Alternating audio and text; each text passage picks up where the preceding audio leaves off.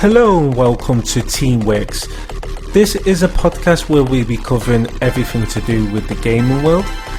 Each episode we'll be talking to people like ourselves. If you're a streamer or you're just a casual gamer that just wants to talk about gaming, we'll be talking all about everything to do about gaming, and from time to time we'll be talking about Marvel stuff as well. So if you're a big Marvel fan, we'll be talking about that.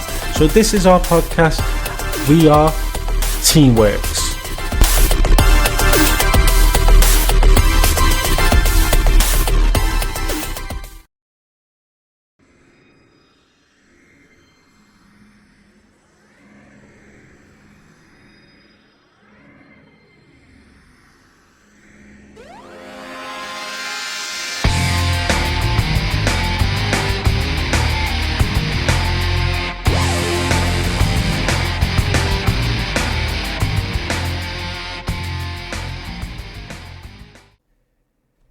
Hello guys and welcome back to Teamworks. This is season 2 and we are on episode 25. And in this week's episode we are talking to Magnum from Initiative Zero. Thank you for joining us and welcome.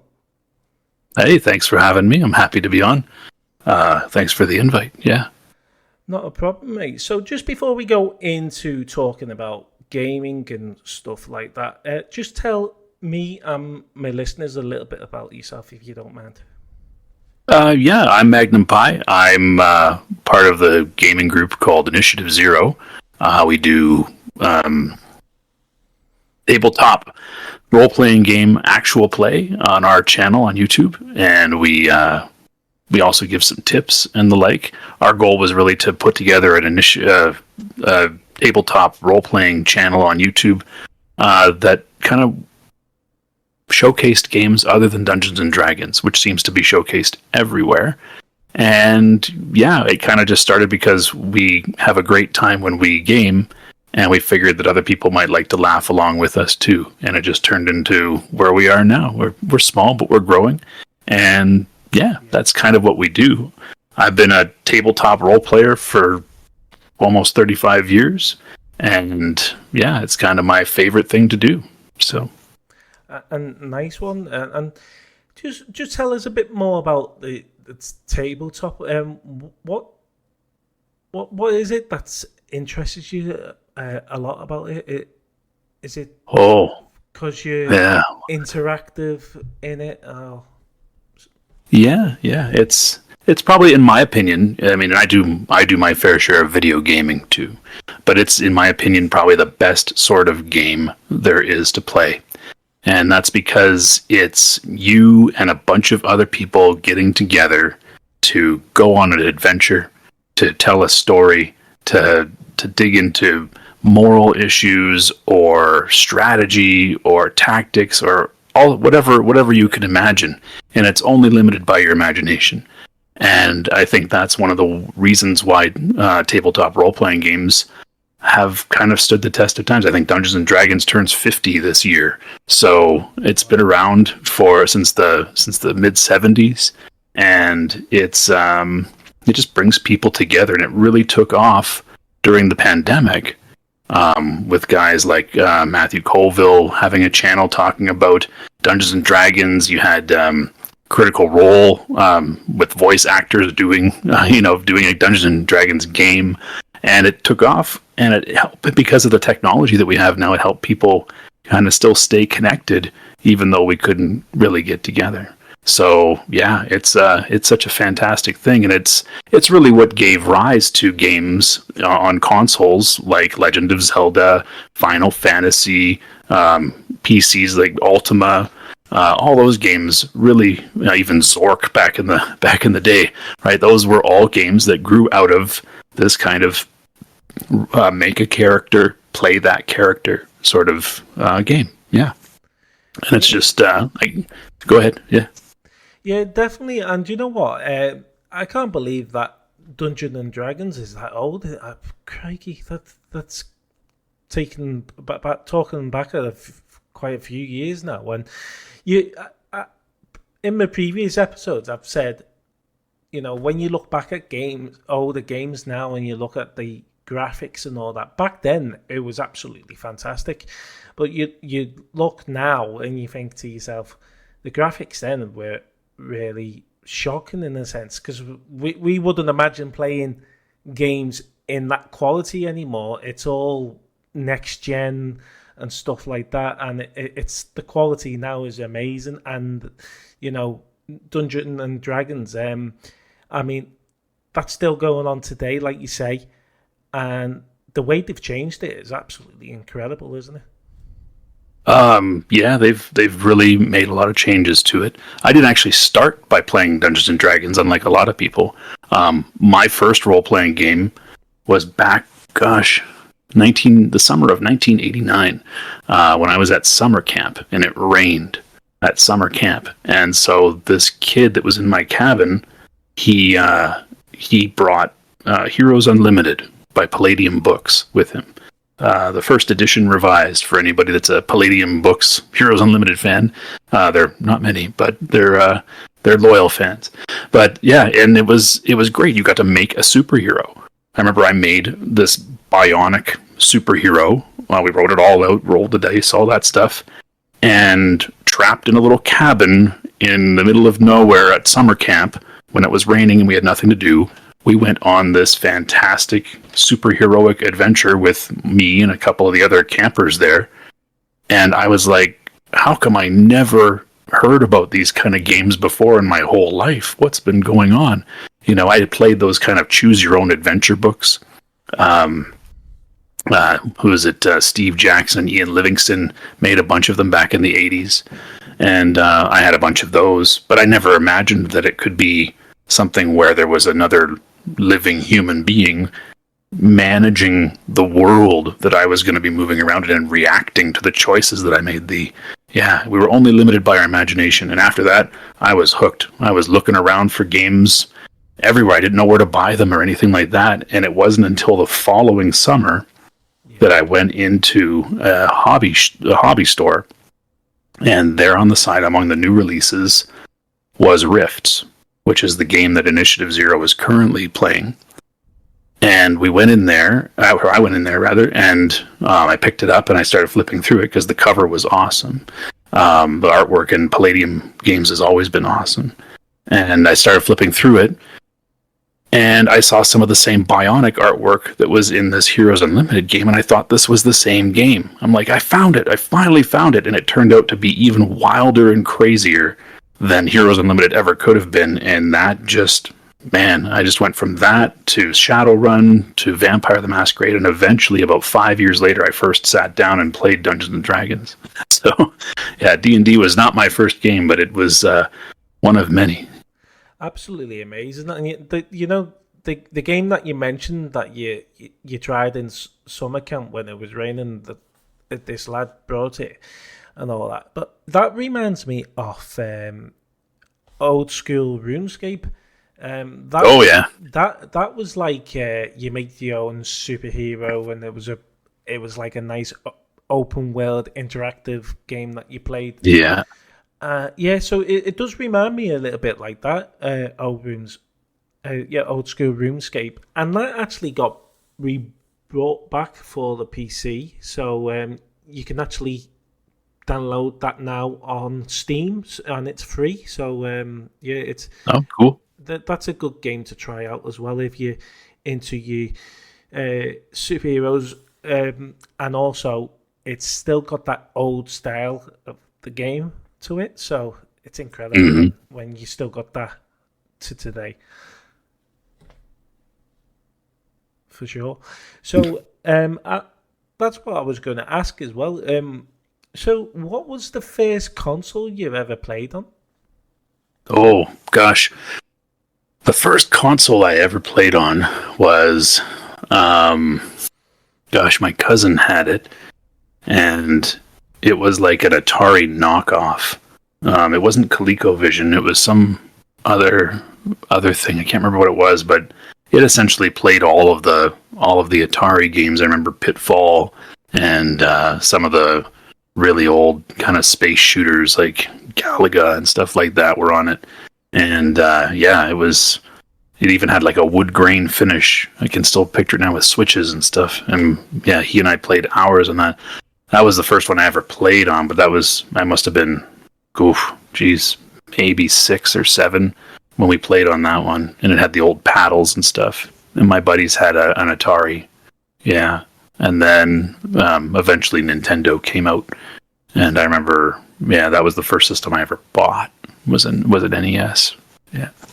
Yeah, and you know what? That was a good system, that. So you had the knockoff version. Was that like where they had the games all built in, was it?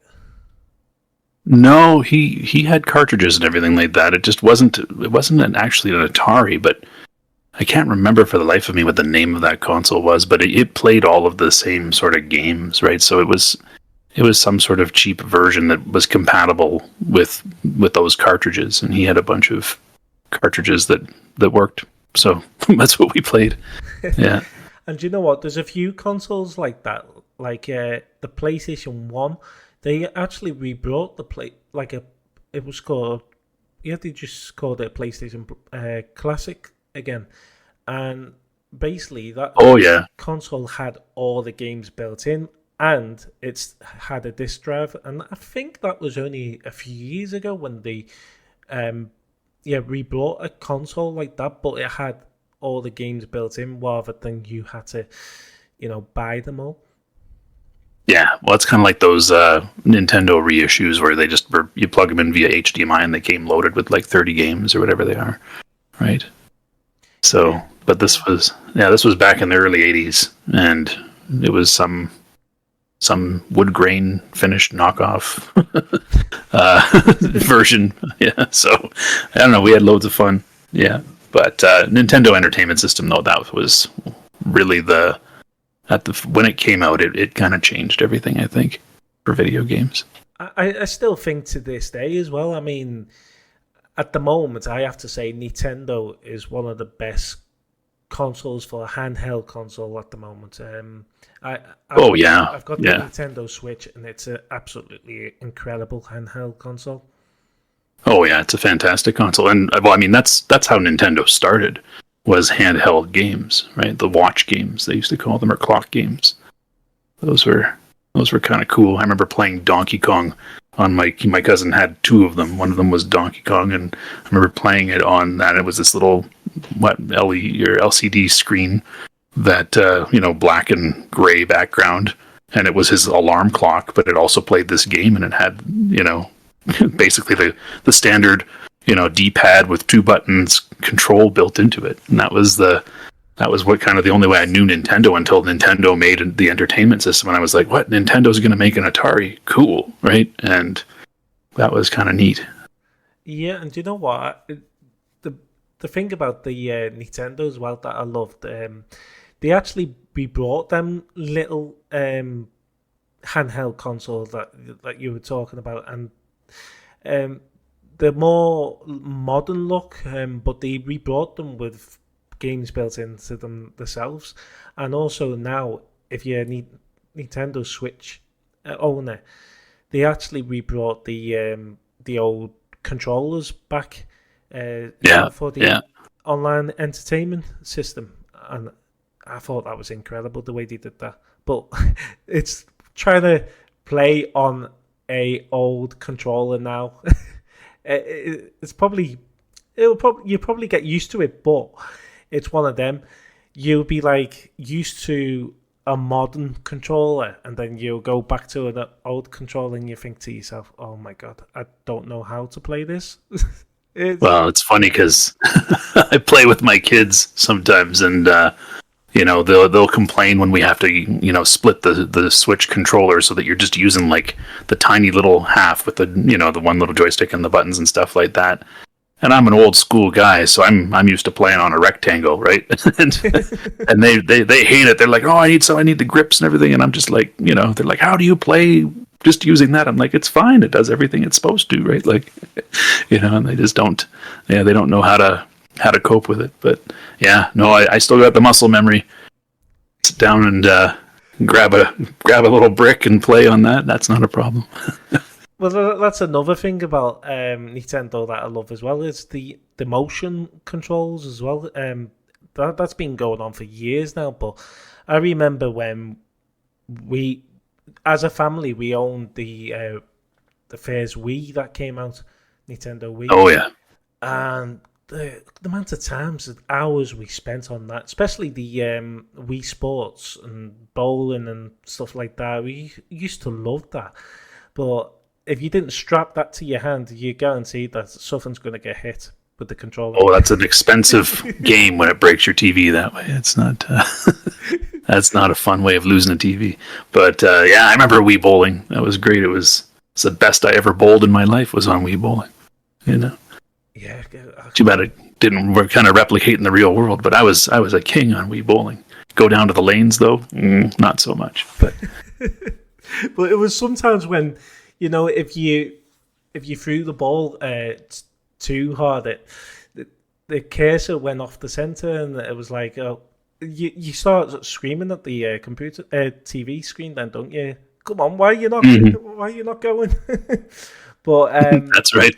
Oh god, yeah, and they were big controllers as well. They were chunky. You had to put batteries in them.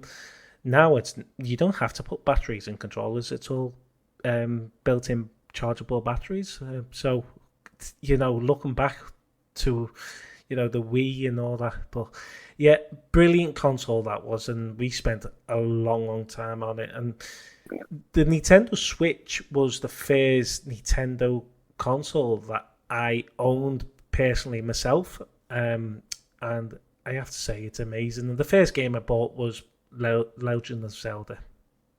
Oh yeah. Yeah, Legend of Zelda is classic. I still think the best Legend of Zelda is Link to the Past.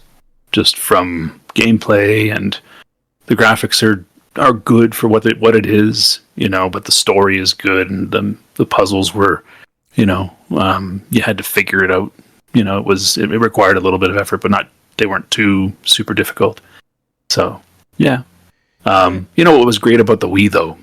The Wii was when all of the other consoles were coming out with HD connectivity, and that made them more expensive and the like.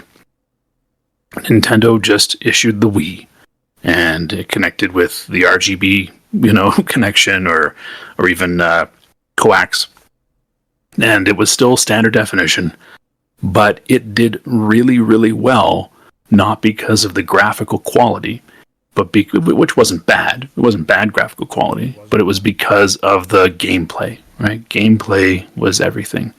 And it still is. You know, you can have a game that's, the graphics will, you know, cause your eyes to bleed, but the gameplay is terrible, and you play it once and maybe not even get to the end of it. Whereas there's games, gosh, what was it back in the NES? Blaster Master. I loved that game. It was terrible graphics. It was 8-bit, but it was such a cool game, and it was great gameplay. And Metroid, another one, right? Like, just great game. It started a whole kind of series and style of video game. Even though the graphics weren't killer and still aren't killer, but the gameplay is awesome, and that's, I think, what makes it a really good game. Definitely. And when we had someone on the podcast a few months ago, he went to the Nintendo Game Championship. So he was asked to go to the finals, and he missed out on it because his mum couldn't get the time off work. So he was gutted on that. But what he said about is he actually tried. He got the chance to try out the first ever like virtual reality that Nintendo did, and he said it was incredible. He said it was a bit weird to what VR is now. It was like, I think it was a pair of glasses with, obviously, you know, you had blue and red. Oh yeah. On each corner, so they were like, I think they were plastic or cardboard glasses, weren't they, at the time? Yeah, the old 3D glasses, yeah. Yeah, and he said that was actually Nintendo's way of saying virtual reality, is alive now, and he said, "Imagine that now, though, with that quality 8-bit in your eyes. I think that could make you feel a bit emotional sickness, isn't it?" Good, yeah. Good. Especially when you got red in one eye and blue in another. Yeah, don't know if you're coming or going. Yeah, it's gosh. Oh, I'm just trying to picture, 3D Metroid. Gosh, the spins and everything. Yeah, but yeah. Well, I tried the PlayStation VR when that first came out, and you know what? I never had emotional sickness or anything like that until I put that helmet on, and I was like, after 15 minutes, I was like, whoa, I don't feel right here. And it took me about 40 minutes to an hour to get over it. I was like, nah. And obviously the helmet is heavy as well. Yeah. Us humans are not used to these bright lights coming at you all around you. So you're looking around, and yeah, they recommend you 15 minutes, but some people can cope longer, and I just couldn't cope. I was like, oh no, oh no. Well, yeah. I didn't realize this was me. So imagine 8-bit in your eyes. Oh gosh, a lot of square and a lot of square. I think I'll only last 5 minutes. If that. Yeah, but see, that's the thing, though, right? Like, we're always trying to create this virtual reality, right? The graphics are always we're supposed to push the bleeding edge of graphics and sound quality, and that's really cool. And yet, when it comes to a gaming console or even a computer or anything like that, the story is ultimately limited, right? Like, I'm just thinking of the most sandboxy kind of game like Minecraft, right? Even that, they're constantly updating it and adding new things, and well, you're kind of stuck in a grid, right? You can't do certain things. Yeah. But with a role-playing game, right? With a role-playing game where you're not stuck to that, you're limited by imagination and well, kind of luck, really. That's kind of what you're limited to. I mean, we're limited by the processing capabilities of whatever chip is in our console or whatever's in our computer. But here we're limited by the limits of a human brain, right? Like the guy that's running the game, it's in his head and he's describing things, so it's in your head. And like, I've yet to find a console or a computer game that can compare with the freedom and the open world of sitting down and playing with a bunch of living, breathing people and actually playing this kind of game, right? It's just like as cool as Legend of Zelda is. I remember when Myst came out. Yeah. Myst was a great game, and but I remember taking some of the puzzles and some of the ideas from Myst and building them into a Vampire the Masquerade game that I was running with my friends. And they were able to do and interact with those puzzles and stuff in ways that Myst would have never allowed them to do. And it created such a cool new avenue for us to explore. And that was, yeah. So, man, I love these consoles, and I love the computer games and stuff like that. I mean, I still play them. I was just playing Minecraft last night, right? But man, they just don't compare. They don't compare to sitting around with your friends and telling a great story or going on a fantastic adventure. And of course, the laughter too. I've never laughed so hard in my whole life as some of the times that we some of the things that happen during a role-playing game. Definitely, and you know what? That's what I love. Don't get me. I love single-player games with a good story and all that, but I like the open world type of games where you can, spend time with your friends. You can enjoy it, like you say, a really good adventure. And and I've just started playing Red Dead Redemption 2. Now, I believe that is a fantastic game when you're playing online with your friends, because it's just a big, massive open world game where you can do quests, you can do little mini games, I believe, as well, and you can just, ride your horses all day long if you wanted to, and just explore the map. And I think that's just absolutely amazing. That's what open world games should be like. And I think to myself as well, the times one of the games I really, really had fun on, and it was such a good laugh with a mate of mine, is Watch Dogs 2. Oh, yeah. Now, we played online on that, and we spent hours on that, and all we ever did is we picked up the bikes and did stunts. So went over mud hills and done stunts, tried to jump on a roof. That was impossible. We kept trying it just to see if we would do it. And we also went on pirate ships. So we were pretending we were pirates. And I ended up doing a YouTube video of it. And it was so hilarious because we just come out with SpongeBob on. It's an entirely different game. You're starting to get the vibe now, aren't you? The pirate ships, SpongeBob, so you can see what we were singing. But yeah, that's what I love. And you know what? Fall Guys was another one. Fall Guys, you can have a lot of fun on that. Yeah. Well, I remember when Neverwinter Nights came out, BioWare game. So that one of the cool features of that game was that it had multiplayer, right? And so you weren't just following a predetermined story, because it also had a dungeon master mode where somebody could create something for the group to play in this video game.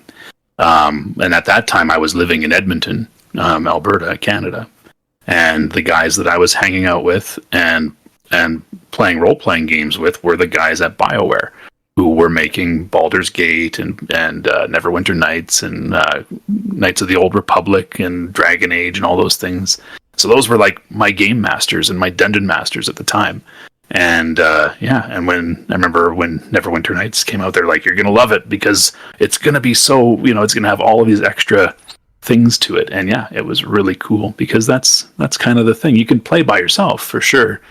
But there's got to be that community aspect to really get the, I don't know, you can laugh by yourself, but it's always better to laugh with somebody else. So. Definitely, for sure. And, that's why I like multiplayer games. But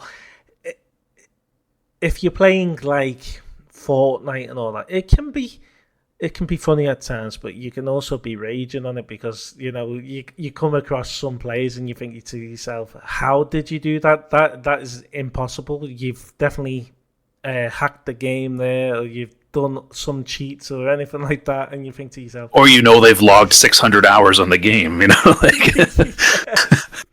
I remember the first time I played Fortnite, I just got smoked. I was like, what happened? It was just this guy, he's just, you could tell he just knows what he's doing, right? He's just been playing this game day in and day out, whereas I just picked up the controller right then and there. Yeah, it's funny how it goes. Yeah, but that's the thing. Some people just have a lot of time on their hands to log into video games. Tell me about I used to have that time.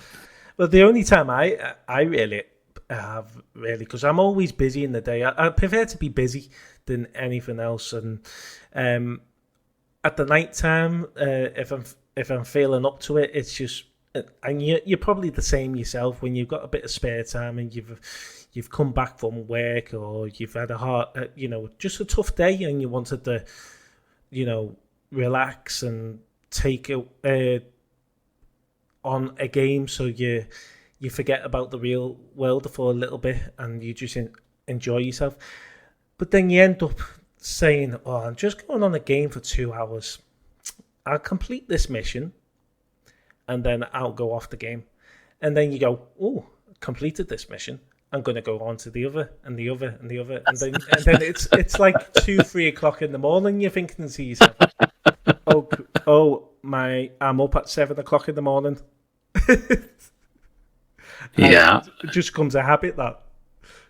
well, that certainly happens because I mean the goal is to escape, right? And in a video game will do that. It just you're not present anymore. You're elsewhere, which is awesome. And then the hours tick by. I know like a standard role playing game session typically is 4 hours, right? When you sit down to play a role playing game, you're sitting down. Ideally, you've got at least 4 hours to play so that you can tell a really good story. Like for our channel, Initiative Zero, we sit down for about 2 to 3 hours, and we get 2 1-hour episodes out of it.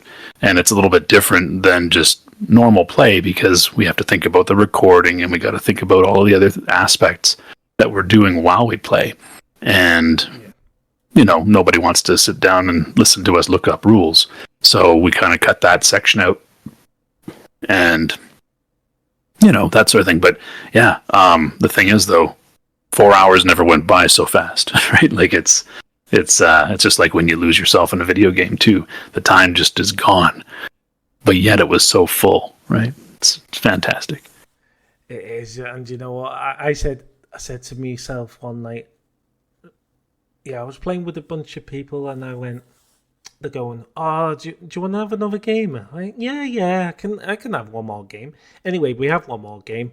We go, do you want another game? And then you keep on saying it, and that's another hour, 2 hours on top. And I'm thinking to myself, why did I say let's have another game? Because I just know it's not just one more game, is it? It's several. Yeah, it's never just one more. We do that too. It'll be like, do we have time for one more episode? Like, I don't know, it's getting late, but all right, let's go one more, right? Like, and we'll always try to. But yeah, it's just, I don't know. There's something about connecting with people, even virtually connecting with people that's really a hallmark to these sorts of games. It's like you want people to share in the joy that you've discovered, right? This game is really great, and we want to make sure that everybody can experience that greatness that we found. Right? It's almost like you made this discovery, and you can't keep it quiet. You got to share it with everybody, and that's kind of part of what we've decided to do on our channel too.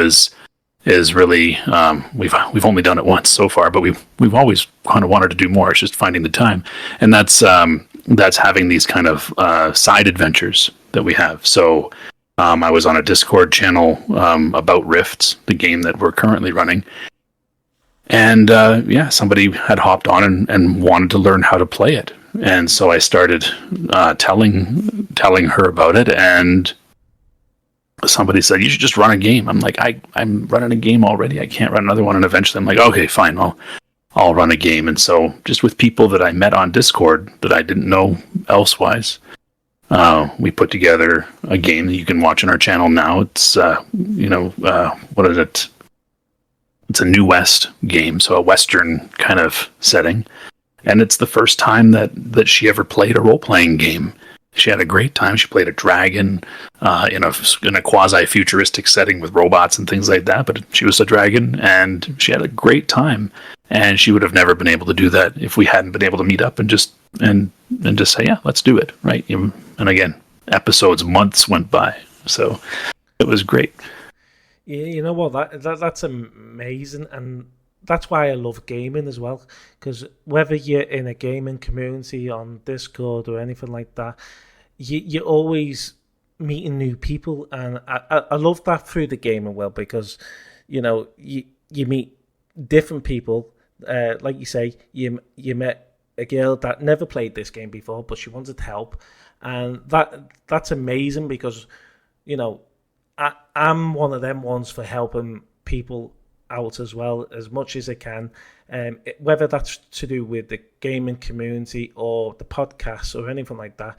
And basically getting people on the podcast is giving them a chance to get their story and out about why they became a gamer and why they love it so much. And this is what gaming is all about. It's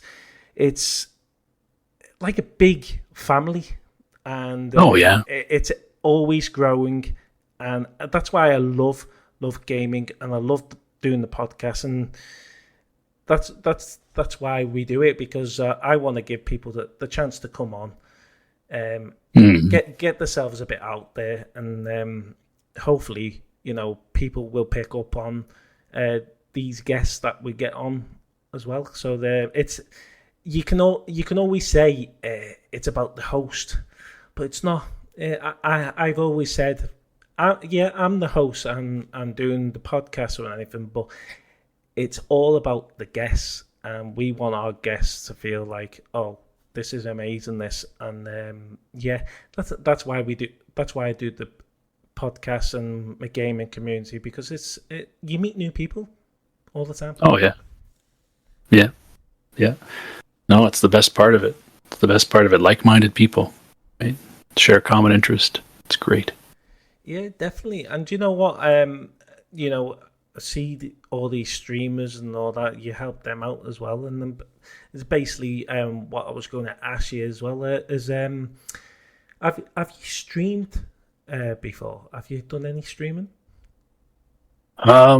I did a charity stream once. That was a charity game, but usually we do pre-records just because for our genre of game, right? Role-playing games, it can get slow at times, and it's kind of like reading Lord of the Rings, right? If you read Lord of the Rings, there's an awful lot of walking, and sometimes you're just like, you know what? Maybe I just don't need to read the walking part. Let's just jump to the next scene. And so when you do a role-playing game, sometimes there's a need to clarify the rules, and you're like, I don't remember that rule. Anybody remember that rule? No, I don't remember that rule. Okay, we're going to have to look up the rule. And so we say, okay, we're looking up the rule. And for you have like that, 5 minutes of dead air while you can hear pages turning and things like that, and somebody mumbling, right, as they're figuring out the rule. Well, we got to cut that out. So to have a stream would be the guys that do stream role playing games. It's impressive, but again, they're just going to make a lot of rule calls, and our goal was to really kind of showcase games as they're written, right? Rules as written, as opposed to the improvisations and the kind of just general rule calls. It still happens, it has to, but we wanted to minimize that, and so we don't really do a lot of streaming ourselves there. But we've kind of kicked it around. We definitely have thought about doing something on Twitch or something like that, but we haven't quite got there yet. Definitely, and do you know what? That's amazing the way you're doing it as well. Because I started off just doing, video content creating. Basically, I used to just record little clips of my games. I put them into a video and put a bit of commentary in it as well and all that. But you know yourself, when you're recording it as well, recording takes a lot of time. I mean, there's times where I've been where I'll be recording, I will say the stuff that I was saying on the videos, and then I'll go wrong. I'll like you say, you stutter sometimes, or you forget what you're going to say, and then you go back to square one, stop the recording, let's record from the start again. Yeah. Oh, how long it takes to produce 1 minute of video sometimes. Yeah. Well, that's my big thing. Like you say, you stutter or something like that. My big thing is saying, right? I have that, the filler of, and it's just, when I started trying to edit it all out. There were just too many. I had to stop, and and so I just realized that that's going to be my signature. Anybody wants to know it was one of mine? It's got me going. Like it's in there. I can't help it. I'm not practiced enough for improvised stuff. So do you know what? That was the same with me though, and the fact that I said to myself, I went 2 minutes through one of my videos, and I'm thinking, this is going good. In my mind, this is going good. Next minute, there was a long pause, and I went, nah, I've got to start again. I've got to start again. But I only started with voice commentary because I thought I'll try it with voice commentary and see what it's like and all that. And then as it went on, I thought, you know what, I'm gonna be brave and try video commentary now. And video commentary was actually harder than actually voice commentary because obviously you're looking at yourself on the video and you're making sure that you say everything right. Oh yeah, it's a whole other level. Yeah, it's another level. And then I said to myself one day, I said, you know what, I'm gonna try live streaming. And I started live streaming. And the difference between live streaming and recording is obviously, you know, recording, you're trying to say the right things for people to, you know, watch when it's released on YouTube or any other platform. Which with Twitch, you're in real time zone, so you're live to people, you're interacting to people, so people will be commenting in the comments below, and then you will be reacting to them. Which Twitch and streaming I found a little bit easier than actually recording, because obviously recording you want to get everything right, and you just you're talking to the video, to your audience that are going to listen. But like I say, when you're live streaming, it's a little bit different. You have to respond because there's people talking. If you know what I mean. Yeah, for sure.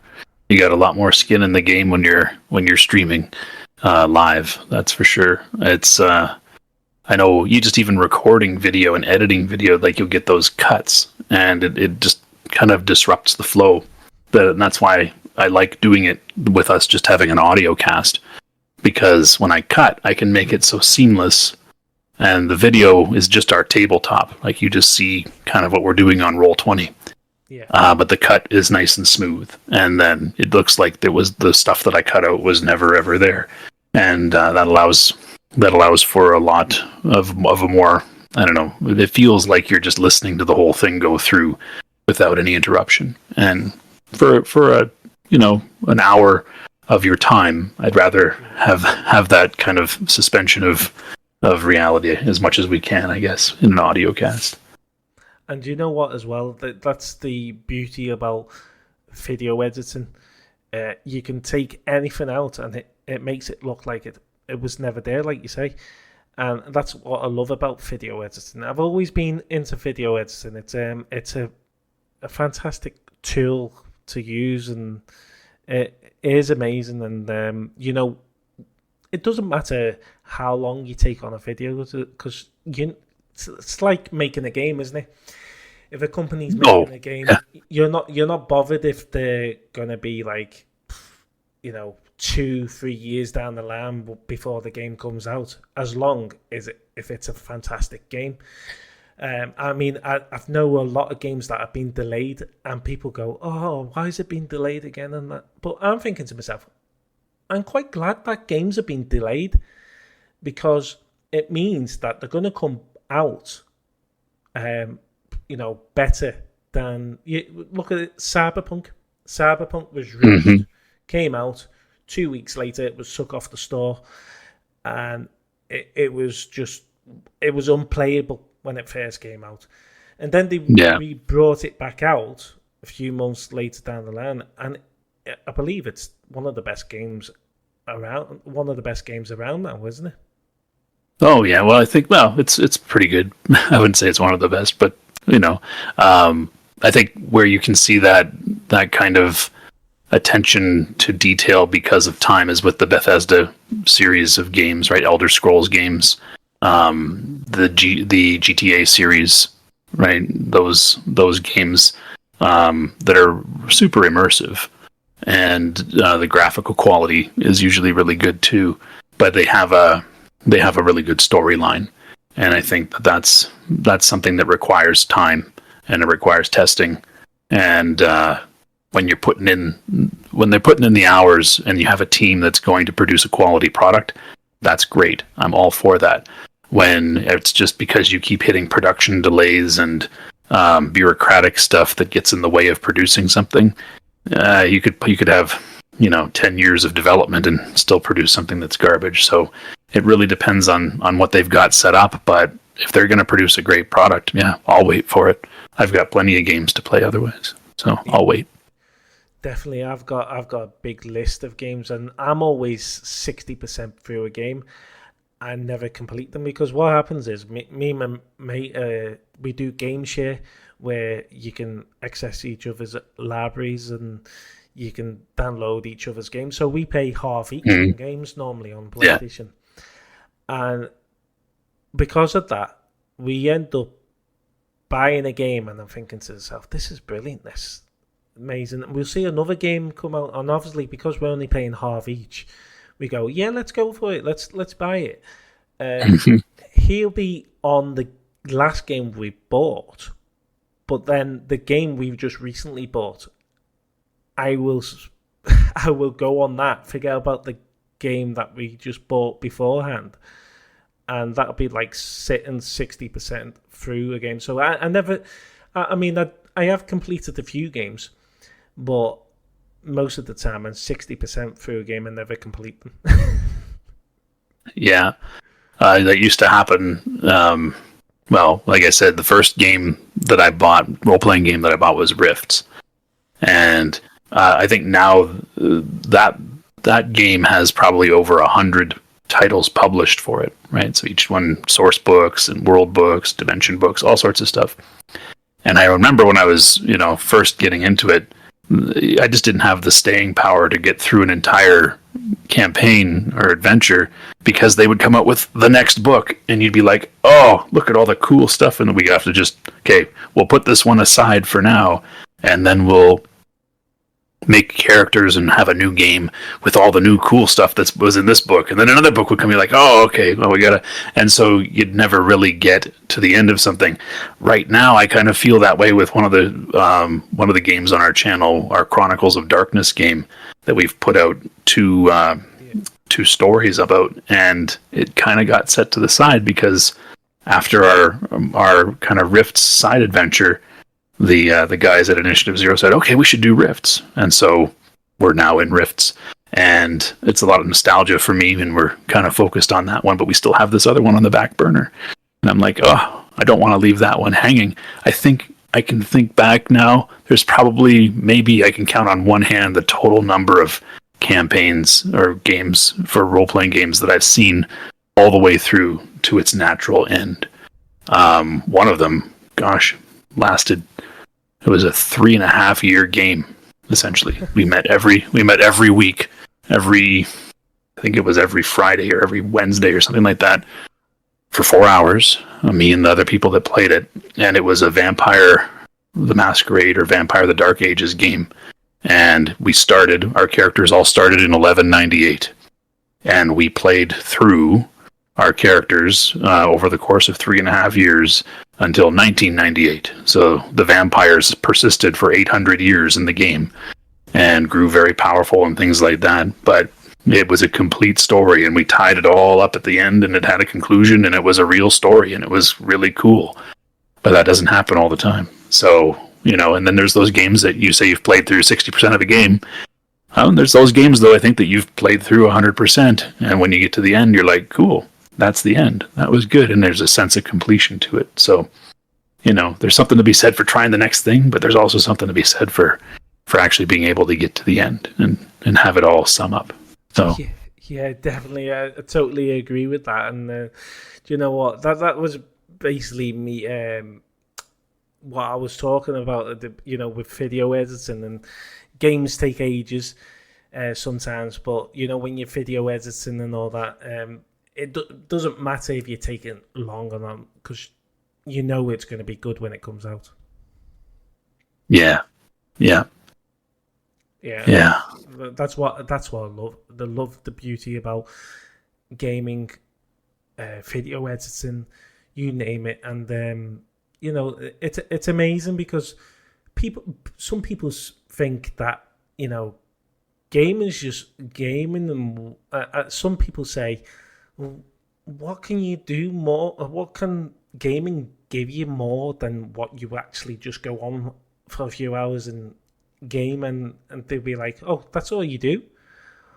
And I'm saying to people that say that, they obviously don't play games themselves, do they?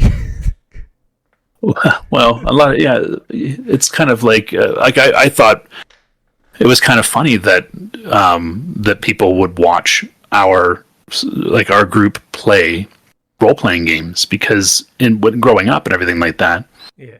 it was whenever I would introduce and tell people, oh, role playing games, they're like, oh, okay, well, I'll come watch you guys play and see if I want to play it. And I'm like, you can't really watch somebody play a role playing game. You don't quite get what it is unless you actually play it yourself. Yeah, exactly. And yeah, and it was that sort of, I mean, I've been a role playing game evangelist since, again, I was probably 13 years old. But yeah, it was just nothing. You couldn't just watch it. It wasn't a spectator sport. And then, with the pandemic and Critical Role and people watching other people play role playing games, I was like, why are they watching people play role playing games? This is so weird. And now we've done it ourselves, and we've got, I think, we're almost to 400 subscribers on our YouTube channel. Wow. And and maybe 3 times that people that watch us that haven't subscribed. For those of you that haven't subscribed, subscribe. And yeah, and like there's like 1,000 people watching us play role playing games. That's weird, but yet it's cool at the same time, because there's something about it that's attractive to them. I think what it is the story.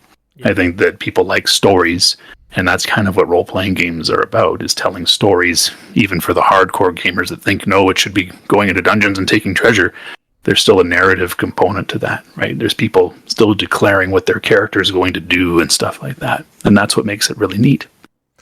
Yeah. And I think that is what kind of attracts people to want to spend an hour watching other people play a game. But people do it with sports, right? People do it with sports all the time.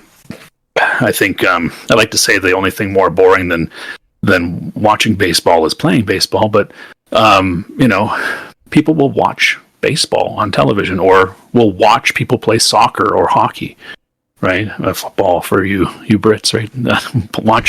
Watch people do that. And what they're doing is kind of the same sort of thing. They're living vicariously through the people that are actually playing the game.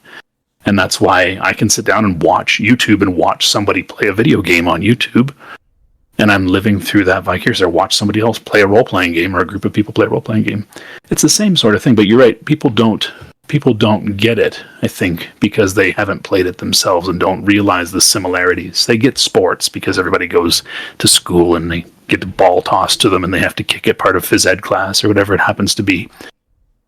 But they don't actually get handed a gaming controller or a 20-sided die, and get brought through that. And so they don't quite understand what these things are. And so they don't understand why it can be fun to watch somebody else do it, or to do it themselves. But once they get introduced to it, very few people that I've introduced role-playing games to have went, I really don't like that. It's not for me. Most people are like, this is crazy. How did I not know about this, right? And so they take it on and try it themselves too. Do you know what that's totally what I was thinking of, and you know what, gaming in general. Some people are like, what is gaming? It's not, but gaming. People think gaming's just you turn on a console, PC, or anything like that, and you play a game. But it's not. It's so much more to that, because one, it actually gets you thinking, oh, I never knew that.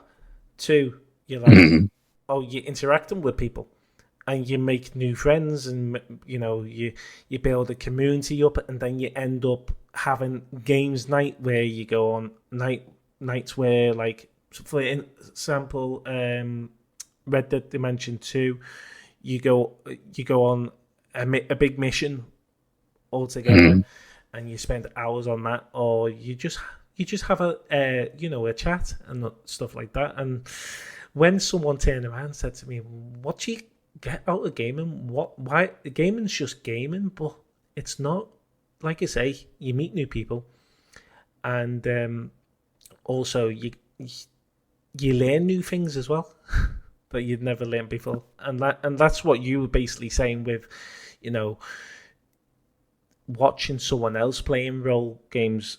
You know, sometimes that you think, oh, I never knew that. And that's what I love about YouTube as well. YouTube is brilliant for that stuff. I love watching people on YouTube. And, you know, Jack Black, you know, he came out, no one thought he was a gamer, and he brought out a gaming YouTube channel, and I thought that was incredible. But what I liked about his channel is people thought, oh, he's going to be playing on a computer game here, but he didn't start it off like that. He started off with going in the arcades, and I thought that was amazing. Yeah. No, it's funny. There's just just learn what you learn is also important too. First of all, it's a community thing. People think that you're some sort of, you know, loner isolationist that lives in a cave somewhere that doesn't like people, and so you plug into your video game and you play your video game so that you can detach from people. But really, video games are communal, and before they had networked games, you would still go and talk to your buddies about it. Or you would all, I remember, you know, doing handoff Super Mario Brothers 3 when it came out, handing off with my friends and stuff like that, because I couldn't get past this part. Can you get past this part? You know, and we'd pass the controller around every time somebody died, and eventually we got to the end of Super Mario Brothers 3, right? It wasn't just me. It wasn't somebody, you know, I didn't just sit there by myself and plug in the hours to get to the end of the game. We together got to the end of this single-player game. Well, I guess it wasn't a single-player game, but still, it wasn't a networked game. And yeah, there's just some of the puzzle solutions that you learn playing games are applicable to the real world. You know, the things that you learn are there. Role-playing games are, by definition, a communal sort of thing. You can play single, you know, choose-your-own-adventure style games. But they're meant to be played together. And that's where Roll20, the system that we use to do Initiative Zero gaming, is great, because it brought us all together, even though none of us live in the same city. We live in different cities. Unless one person lives across Canada. We're all Canadian, for those of you who didn't know. Yeah, he lives across the country, and yet we're able to get together to play a game that was originally designed to be played sitting around a table, which is kind of cool. The things we learn, though, are great. I remember, Palladium came out with the the contemporary weapons guide, which was basically a book of guns for their game, right, with all the stats and things like that. I'm a Canadian. I don't walk around carrying anything but my wallet and my phone. You know, we're not allowed to have handguns at all. They're prohibited unless you have a license, unlike in the States. You know, and so I knew nothing about guns at all. All I knew was from what I read, and this was before the internet. So I read this compendium of modern weapons, and I was like, oh, that's how a gun works and what it does and things like that. And then a compendium of ancient weapons. I was like, oh, that's how swords were and why we have pole arms and things like this. And I just learned so much about these things that at one point I sat down and was carrying on a conversation with a guy that I met, an older guy, and his hobby was forging knives and swords. That's what he did. And he sold them and things like that. But I was able to carry on a conversation with this man about weapons and Damascene steel and things like that I had never held or done. And yet I knew what he was talking about. We were able to have this conversation.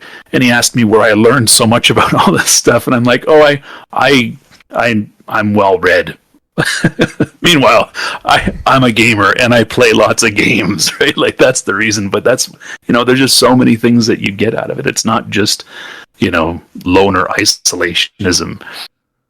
Yeah, you know what? I totally agree with that. And, you know, the thing is, though, as well, like you say, you know, how he said, how did you know all this and all that? But I'm the same when it comes to video editing. Never been on any course at all to do anything about video editing or anything like that. And yeah, I can do video editing, and people are like, your videos are not bad. You're not bad. How did you learn it? I said, I just learned it by myself. And you do. That's the thing. You do tend to learn it, but on your own. You could also learn it about, you've watched YouTube videos and stuff like that. Well, yeah, people are like, how do you know so much? I said, I've never been to college to do it or anything like that. I've just literally, because I've been a gamer all my life, I've grew up with, video editing and stuff like that. And I've just grew to learn myself. And that's what I love. You can actually learn yourself to do something if you stick at something. Oh, yeah. Well, I mean, gosh, spreadsheets. I have built so many spreadsheets. I've built so many spreadsheets and programmed so many spreadsheets, right? Scripted so many spreadsheets to do role-playing game stuff in my life. That's how I learned how to do all of my spreadsheeting, and I use it like every day at work. Right, I do like if I didn't play role-playing games, I don't think I would be nearly as advanced at spreadsheeting and video editing and graphic design and stuff like that. All of that stuff I learned, audio editing, because I'm doing role-playing games in this show that we've got. The intro animation for Initiative Zero, I built that not knowing what I was doing at all. And all the, timing of the audio and stuff. I have no idea. I had never taken a course to do that either. I just, sat down and said, okay, we need an intro and we need an outro. How am I going to do this? And you just got to figure it out. So. Yeah, and it's amazing thing. You think to yourself, I could never do this. And then you start doing it and you think, I'm not actually that bad. This is actually my thing, isn't it? I can do this. And then as time progresses and all that, you think to yourself, I'm not actually that bad at this, am I? Yeah. Just I need to take one little break if I can. Yeah. I mean, like you say, there's not enough time in the day as well. So, when you do get the time to do stuff like this. If you would like to be a guest on our show yourself and talk about your background, how you became a streamer or just a casual gamer, just DM us on our social medias, or you can contact us by our email, which is teamworkspodcast@outlook.com. Now let's get back to the episode.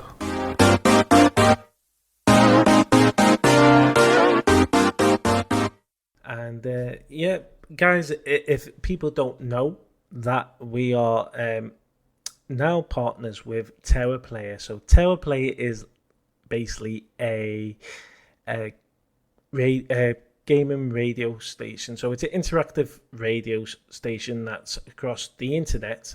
And every time our podcast is out with new episodes, they do release on their website. So it's a fantastic little partnership, and they're pretty new themselves. So give them a look up. It's Tower Player. You can play it through your smart speakers as well. So that is a fantastic little partnership. And also we do have our own little thing going on smart devices where our episodes will play through it. I think it's through Spotify. So, do give us a look up. You can also look us up on Twitter as well, TW Pod, and TW Pod 1.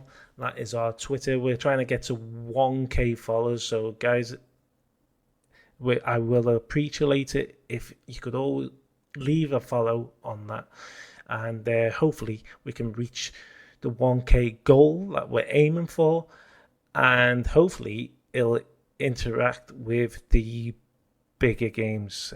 So we're talking about video, just learning stuff ourselves and all that. It's amazing how your mind works sometimes, isn't it? Oh, yeah. Yeah.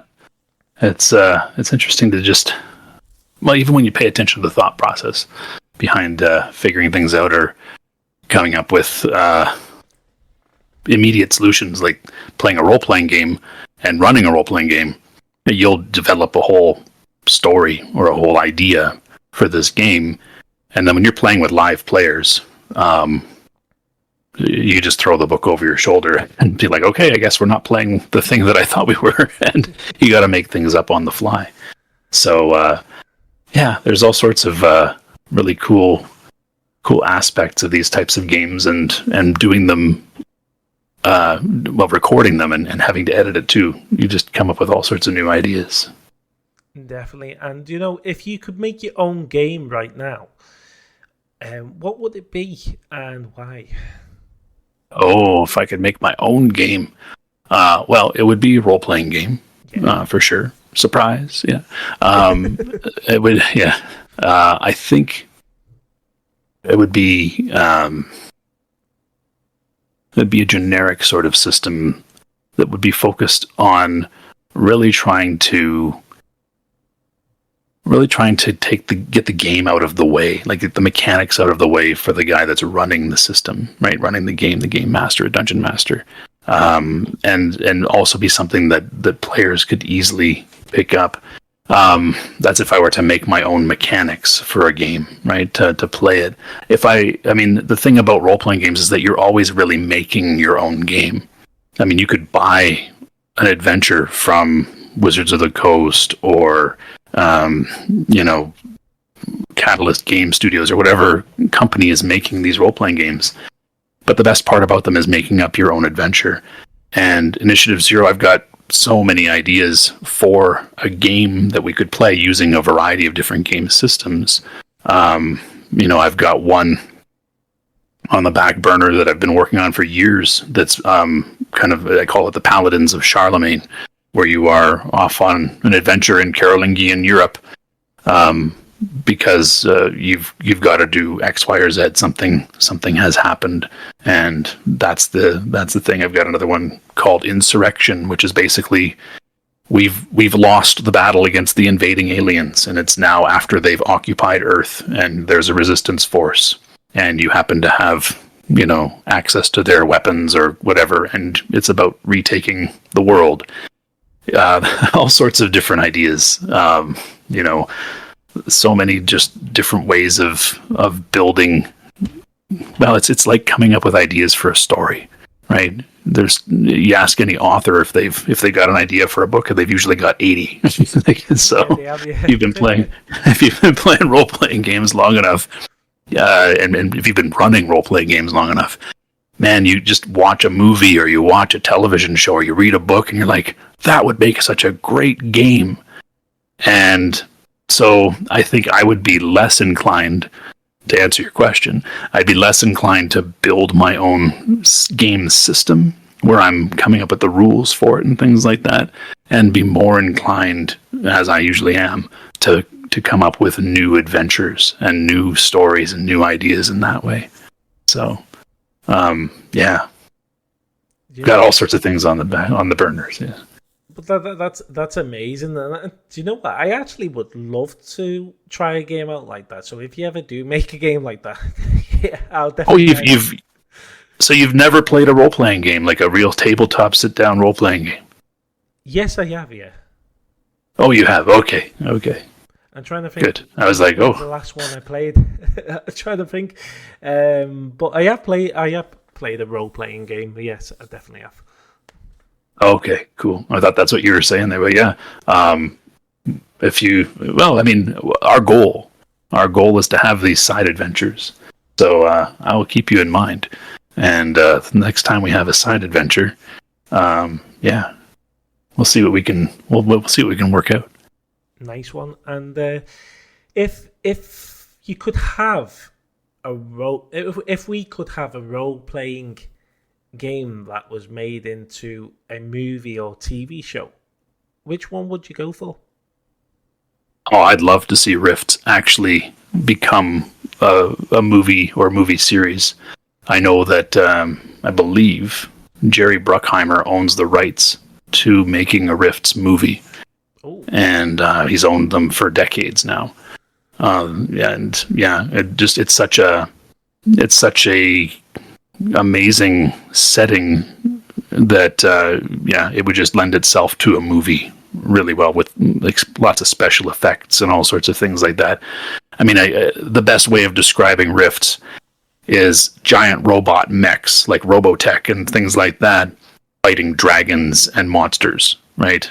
Coming through dimensional rifts to a post-apocalyptic Earth, right? Like it lends itself to wild, crazy, Avengers level special effects and story and stuff. So that would be the one. I actually like that. That would be a fantastic movie or TV show. I would definitely watch that, because that's definitely in my category. I mean, it reminds me a little bit like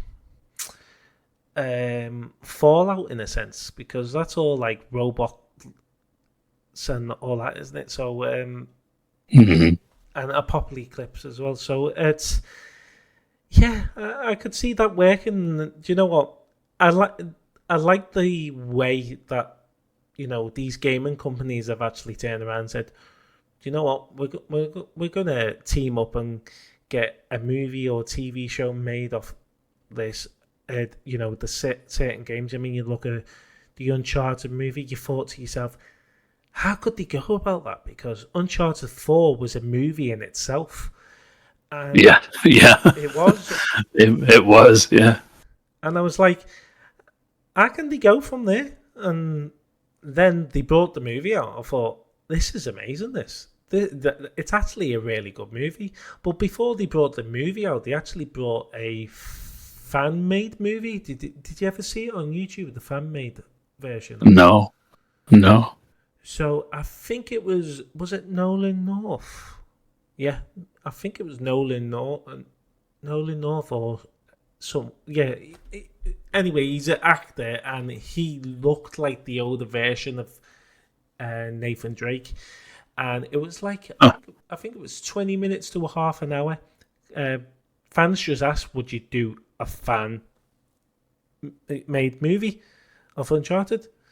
And then they brought one out on YouTube. It was incredible, and I'm saying to myself, how are they going to go from Uncharted 4 being just a movie in itself to a fan-made movie, and then obviously how are they going to go after that to a real movie?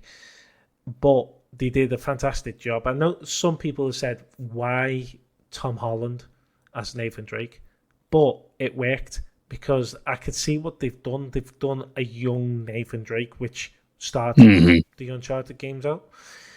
And I could see him being in another one or two, and then I think they might bring an older Nathan Drake in. Yeah, it'd be interesting to see them develop it that way.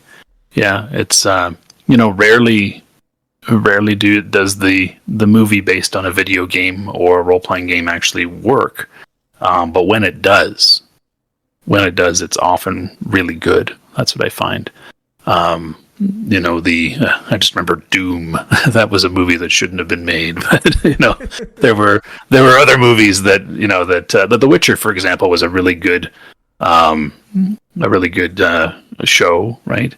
That's one there, and yet there's been other ones that it's like, but I think we'll see now. You're going to see more of that, because it seems to be that there's an awful lot of rehashing of ideas. There's not a lot of new stuff being made. Like they're kind of reimagining this movie and reimagining that movie.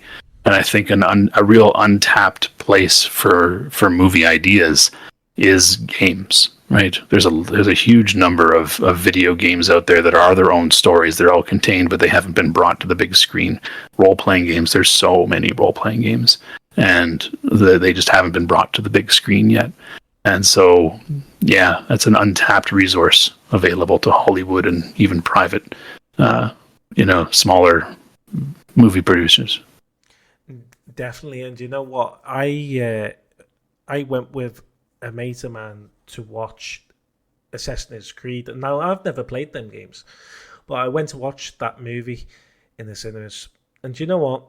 It wasn't the greatest movie, but it wasn't totally disaster as well. But it just it didn't take off, and I think they went the wrong way about that. They should have went. I think they should have brought it out as a TV series rather than a movie. I just thought they could expend it more with a TV series rather than being in a movie. I mean, it would have been better. And what do you think? You know, with the bringing games out as movies and TV shows, what do you prefer? Do you prefer them making a game as a movie or a TV show? You know, I think that it really depends on whether it's going to be a self-contained thing or if it's going to be something that's episodic. I mean, Marvel did a pretty good job with the MCU, at least the first few phases, right? The Infinity Saga, when that was really a bunch of standalone movies that they knit together to make Avengers, and then they kept releasing kind of standalones that had a tie together to them, and ultimately they had a kind of a goal, right, with the Infinity Saga and Endgame and everything like that. That really did well, but that was like 20-some movies to do that, and that's a huge investment. Whereas when you look at just the reality of streaming television now, because it is the way that it is, you can, and it's all pretty high budget, and they only release, maybe 8 episodes in a season or something like that. You can do quite a bit on television now with high budget and special effects that you couldn't 20 years ago. And so it really depends on what the goal is. So if it's I don't know, if somebody wanted to make Blaster Master into a movie, I think that's a movie because it's kind of self-contained. They made sequels to it, but they were, it's its own thing. And cool, you'd make a movie of Blaster Master and it would do well. But if you wanted to make, a Shadowrun, a role-playing game, you want to make that into something on a screen, I say make a television show about that. It's episodic. It's all about having different runs where you're going up against the different corps and you're trying to, there's an underlying plot and everything like that. That would lend itself really well to a streaming multi-episodic sort of show. So I guess it really depends on what they're going to do. Yeah, definitely. You know what? Before they brought the Uncharted movie out, I actually thought it would have went better as a TV show because there's just a new story all the time with Uncharted, and there's so much you can talk about it. But when they did bring the movie out, I have to admit they did a really good job. But The Last of Us, now the Last of Us series, just that was brilliant. It was just.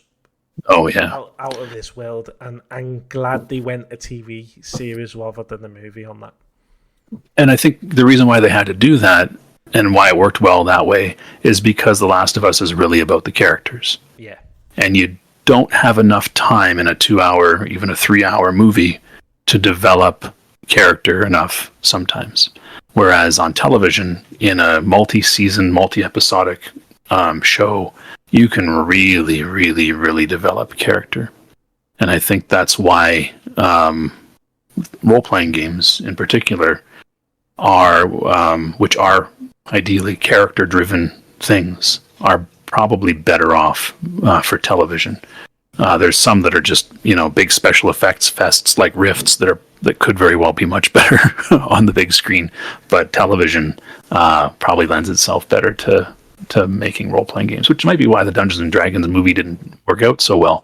If they made a Dungeons and Dragons television series, which they had in the 80s, the cartoon was wildly successful.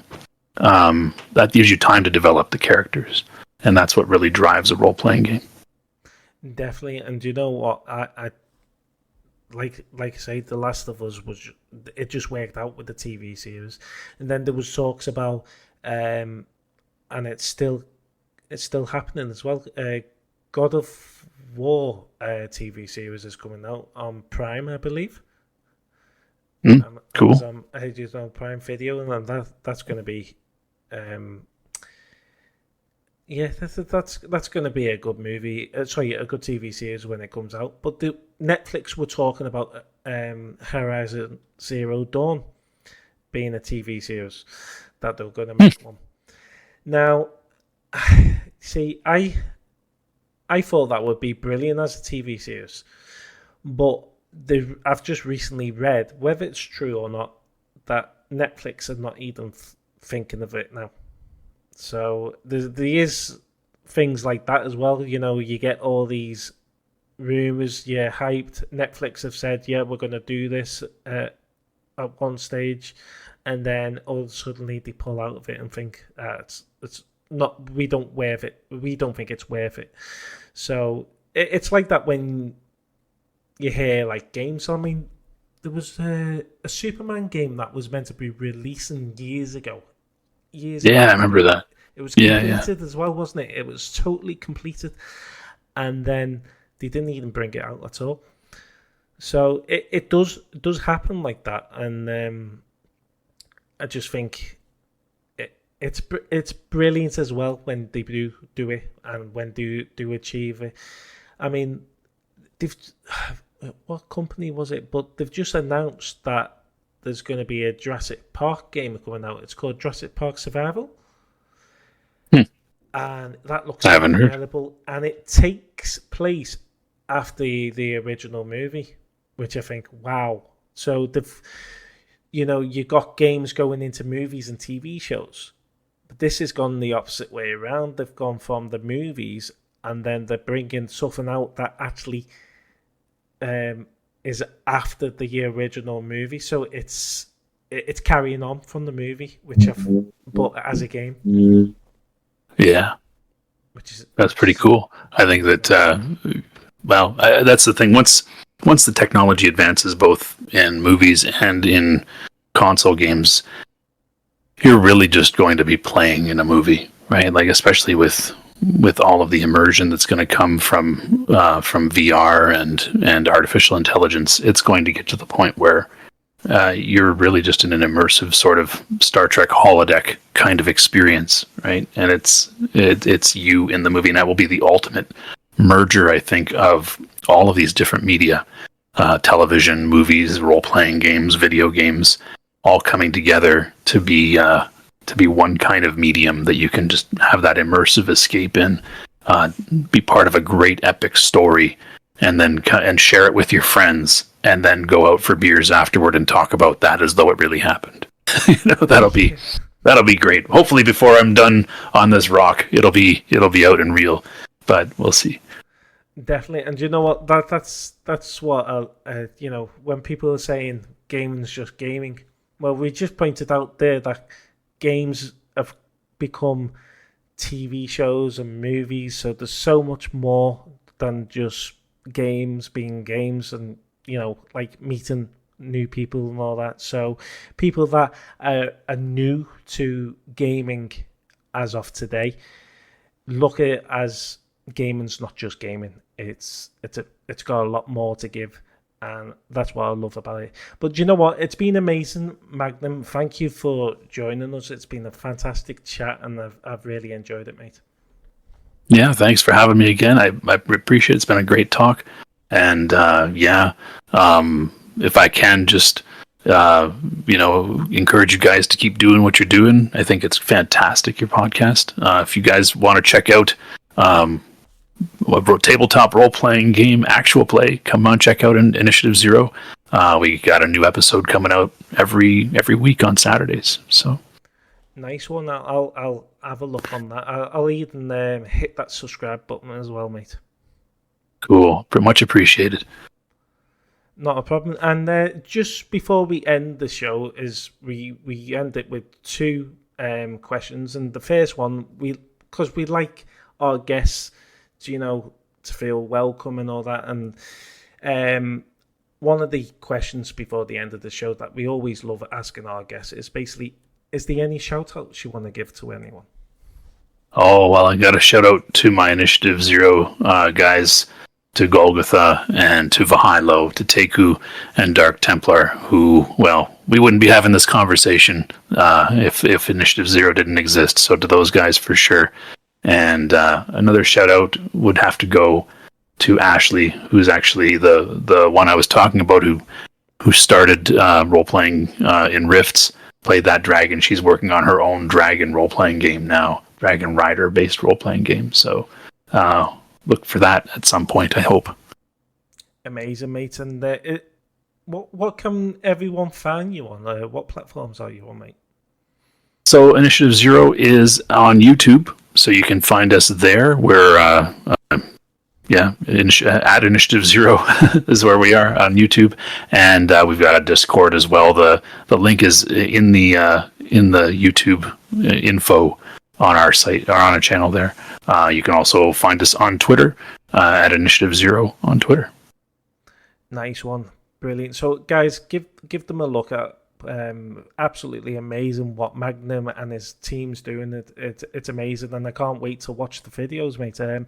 Just to end the show now is basically a question from our last guest, and it's Franco from Autumn Soundworks, and he's basically asked our next question to our guest is basically, what do you think of the future of games will look like with the advent of artificially